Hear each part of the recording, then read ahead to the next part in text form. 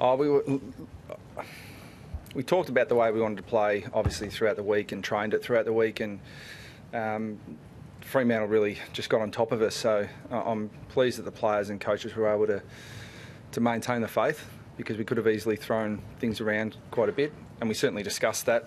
But we were able to adjust some ball use issues, respond to their pressure a bit better than we did in the first quarter, and defend a little bit better. And we defended much better in the last three quarters than we did the first. And when you defend well, you get the opportunity to get the ball back, and our ball movement was pretty good, and it was just a matter of edging our way back into the game. So I thought it was any time you play the top team on the ladder and you're 24 points down at quarter time, it's generally if you get over the line, it's a win full of character.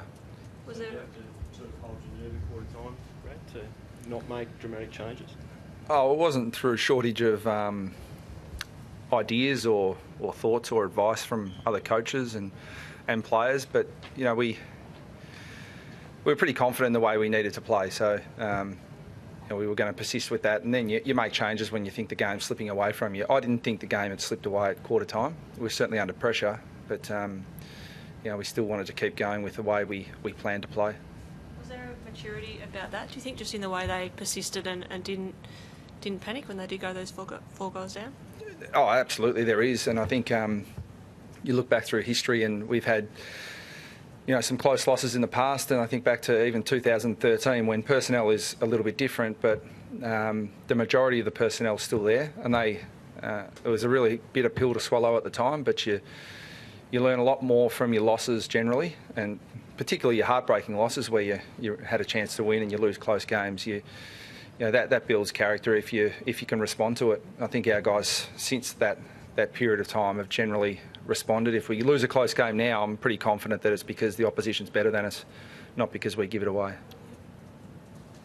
What did you make of the ruck contest? It was an interesting battle with probably the two best ruckmen in the league. Yeah, I think they're the two standouts, with apologies to Nat Nui. I mean, they've had great years, and Sandilands is always an imposing figure, and it's always going to be hard for the opposing ruckman to get their hand to the ball regularly. So I thought Sandilands got his hand to the ball more than Goldie did, but I thought Goldie's follow-up and effort in the contest, ability to move forward, move back, didn't get all the reward for his spread from the contest, but I thought he opened it up for others when he didn't get it. So I'll go back and review it pretty closely, but my gut feel is that it was probably pretty close. How big a role did your defenders play as a collective, I suppose? Because Freo had some shots in that second quarter, and your guys were able to take the mark or kill the ball. Was that pretty crucial in letting the others get into it? Yeah, I think Fremantle have, just from my observations, made a few changes at the way they moved the ball inside forward 50, and that was really effective, and our defenders were probably defending certainly inadequately, but we needed to respond to how we were defending their ball movement, and they did that much better, particularly in the last quarter. But that's something we'll address to make sure that we don't concede those marks inside 50 again. Was scoring today really pleasing for you, considering I think that they've probably held you to two of the lowest scores in your career as a coach? The fact that you sort of scored pretty well today, actually, Yeah, I've never been concerned about that. I mean, we've always scored across the board really well, but we're really cognizant of the fact that Fremantle are the best defensive team in the competition. They limit side scoring from their inside 50s better than anyone, and I thought today wasn't for us. It was never going to be about just bombing the ball into our forward 50 and trying to win through a weight of forward 50 entries. It was always going to be about quality, and I think to generate, 24 shots from our entries, and our entries weren't an overly high number, but that was certainly the way we approached it, to just get quality, not quantity. But even Burma, I think he won 3 kicks, 1 quarter for 2 in the poster, I think.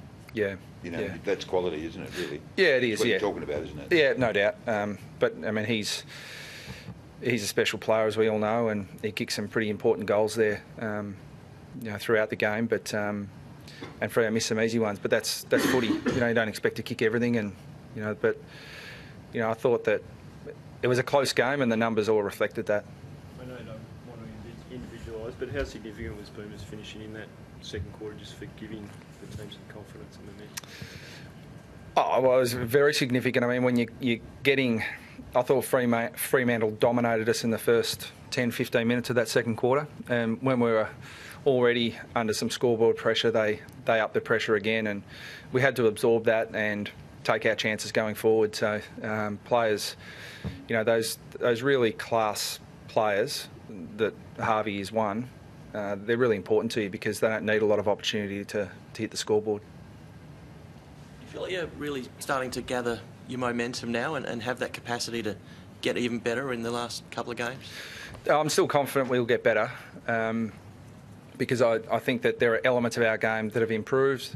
We've now come up against a really good opponent and prevailed, so that gives us some confidence and self-belief, particularly in our run, because we can, I thought we were running the game out really well in the last quarter, but there are still a lot of elements of our game that we'll continue to work on. So whether I'm confident or not, it's irrelevant. We'll just go to work and try and improve. What does that first quarter teach you about that? What did that first quarter teach you, in a sense? I mean, you couldn't stop their movement, could you? No, I think they've changed a few things up, and we didn't respond quickly enough. But they're a good team. I mean, I've said before, against any team, you lose momentum for periods of the game, and it's how you absorb that. We didn't absorb it well in the first quarter, but we really did in the second, even though, granted, they missed some shots. So, we'll have a really good look at that first quarter and try and respond to it, but they were better than us early. Could I check Peyton asked you about that Jacobs incident? Rossi was saying if you go low for the ball, you should be okay. I know it's hard, but did you have a view of that incident?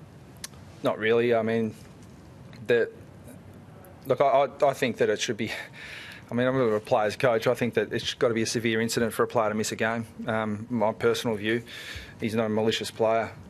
He's a ball player. Everyone knows that. But the MRP deal with that.